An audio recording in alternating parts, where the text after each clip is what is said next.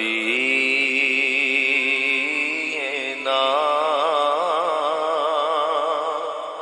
صلی علی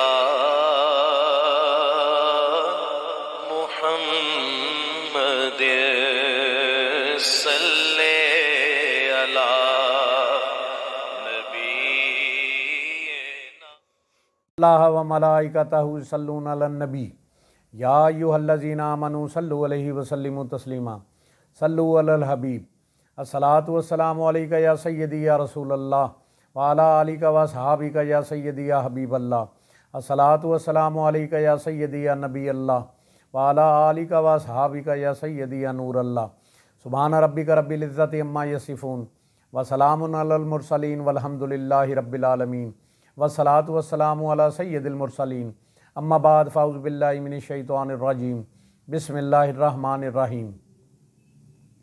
تابوت سکینہ یہ شمشاد کی لکڑی کا جنت سے لایا گیا ایک صندوق تھا جسے تابوت سکینہ کہتے ہیں، جو حضرت آدم علیہ السلام جنت سے اپنے ساتھ لائے تھے۔ یہ آپ کی آخری زندگی تک آپ کے پاس رہا، بطور میراث یک کے بعد دیگرے آپ کی اولاد کو ملتا رہا، یہاں تک کہ یہ حضرت یعقوب علیہ السلام کو ملا۔ پھر آپ کے بعد آپ کی اولاد بنی اسرائیل کے قبضے میں رہا، اور یہاں تک کہ حضرت موسیٰ علیہ السلام تک پہنچ گیا، تو آپ اس میں توراۃ شریف اپنا خاص سامان رکھنے لگے۔ یہ ایک بڑا ہی مقدس اور بابرکت صندوق تھا۔ بنی اسرائیل جب کفار سے جہاد کرتے تھے اور کفار کے لشکروں کی کثرت اور ان کی شوکت دیکھ کر سہم جاتے تو ان کے سینوں میں دل دھڑکنے لگتے، تو اس صندوق کو اپنے آگے رکھ لیتے تھے۔ اس صندوق سے ایسی رحمتوں اور برکتوں کا ظہور ہوتا تھا کہ مجاہدین کے دل میں سکون و اطمینان پیدا ہو جاتا۔ ان کے لرزتے ہوئے سینے پتھر کی چٹانوں سے زیادہ مضبوط ہو جایا کرتے تھے۔ اس صندوق کے وسیلے سے جو بھی دعا مانگی جاتی تھی اللہ پاک اسے شرف قبولیت عطا فرماتے تھے اور ان کو فتح نصیب ہوتی تھی۔ بنی اسرائیل میں جب بھی کوئی اختلاف پیدا ہوتا تھا تو لوگ اسی صندوق سے فیصلہ کرواتے تھے۔ صندوق سے فیصلہ کی آواز اور فتح کی بشارت سنی جاتی تھی۔ بنی اسرائیل صندوق کو اپنے آگے رکھ کر اس کے وسیلہ سے دعائیں مانگتے، ان کی دعائیں مستجاب ہوتی تھیں اور ان کی آفتیں، مصیبتیں، وبائیں ٹل جایا کرتی تھیں۔ الغرض یہ صندوق بنی اسرائیل کے لیے تابوت سکینہ، برکت و رحمت کا خزینہ اور نصرت خداوندی کا نزول کا نہایت مقدس اور بہترین ذریعہ تھا۔ مگر جب بنی اسرائیل طرح طرح کے گناہوں میں ملوث ہو گئے، ان لوگوں نے اور سرکشی و عصیاں کا دور و دورہ ہو گیا، تو ان کی بدعمالیوں کی نحوست سے ان پر خدا کا یہ غضب نازل ہو گیا کہ قوم عمالقہ کا جو کہ کفار تھے، ان کا ایک لشکر جرار کے ساتھ ان لوگوں پر حملہ کر دیا۔ کافروں نے بنی اسرائیل کو قتل عام کر کے ان کی بستیوں کو تہس نہس کر ڈالا، عمارتوں کو مسمار کر دیا، شہر ویران کر ڈالا، اور اس متبرک صندوق کو اٹھا کر لے گئے۔ اس مقدس تبرک کو ان کافروں نے نجاستوں کے کوڑا خانہ میں پھینک دیا۔ لیکن اس بے ادبی کا قوم عمالقہ پر یہ وبال پڑا کہ یہ لوگ طرح طرح کی بیماریوں اور بلاؤں کے ہجوم سے جھنجھوڑ دیے گئے۔ چنانچہ قوم عمالقہ کے 5 شہر بالکل برباد اور ویران ہو گئے، یہاں تک کہ ان کافروں کو یقین ہو گیا کہ اس صندوق رحمت کی بے ادبی کا عذاب ہم پر پڑ گیا ہے۔ تو ان کافروں کی آنکھیں کھل گئیں۔ چنانچہ ان لوگوں نے اس مقدس صندوق کو ایک بیل گاڑی پر لاد کر بنی اسرائیل کی بستیوں کی طرف ہانک دیا۔ پھر اللہ تعالیٰ نے 4 فرشتوں کو مقرر فرما دیے جنہوں نے اس صندوق کو بنی اسرائیل کے نبی حضرت شمویل علیہ السلام کی خدمت میں لا کر دیا۔ اس طرح پھر بنی اسرائیل کی کھوئی ہوئی نعمت دوبارہ مل گئی۔ یہ صندوق ٹھیک اس وقت حضرت شمویل علیہ السلام کے پاس پہنچا جب حضرت شمویل علیہ السلام نے طالوت کو بادشاہ بنا دیا تھا، اور بنی اسرائیل طالوت کے بادشاہ تسلیم کرنے پر تیار نہ تھے۔ تو یہی شرط ٹھہری کہ مقدس صندوق آ جائے تو ہم طالوت کی بادشاہی تسلیم کر لیں گے۔ چنانچہ صندوق آ گیا اور بنی اسرائیل طالوت کی بادشاہی پر رضامند ہو گئے۔ تابوت سکینہ میں کیا تھا؟ اس مقدس صندوق میں حضرت موسیٰ علیہ السلام کا عصا، ان کی مقدس جوتیاں، حضرت ہارون علیہ السلام کا امامہ، حضرت سلیمان علیہ السلام کی انگوٹھی، توریت کی تختیاں، اس کے علاوہ انبیاء علیہ الصلوۃ والسلام کے صورتوں کے حلیے وغیرہ اور ان کے سامان موجود تھے۔ قرآن پاک میں اللہ تعالیٰ اس مقدس صندوق کا تذکرہ فرماتا ہے اور ان کے نبی نے فرمایا کہ اس کی بادشاہی کی نشانی یہ ہے کہ آئے تمہارے پاس تابوت جس میں تمہارے رب کی طرف سے دلوں کا چین ہے اور کچھ بچی ہوئی چیزیں ہیں معزز موسیٰ معزز ہارون کے ترکہ کی، اٹھاتے لائیں گے اسے فرشتے، بے شک اس میں بڑی نشانی ہے تمہارے لیے اگر ایمان رکھتے ہو۔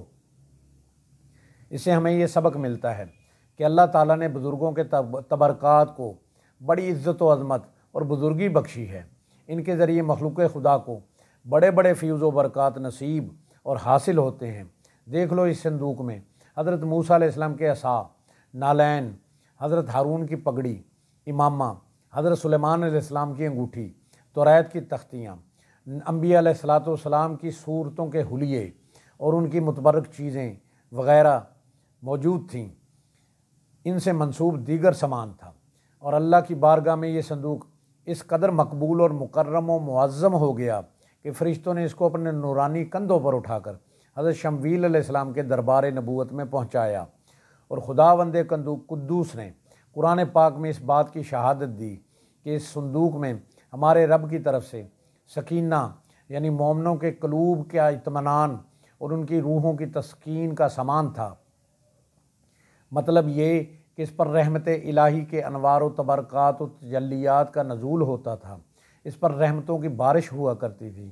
تو معلوم ہوا بزرگوں کے تبرکات جہاں جس جگہ بھی ہوں وہاں پر اللہ کی رحمت کا نزول ہوتا ہے، اور یہ جگہ اور یہ تبرکات مومنین کو سکون قلب اور اطمینان روح کے فیوز و برکات ملتے رہیں گے۔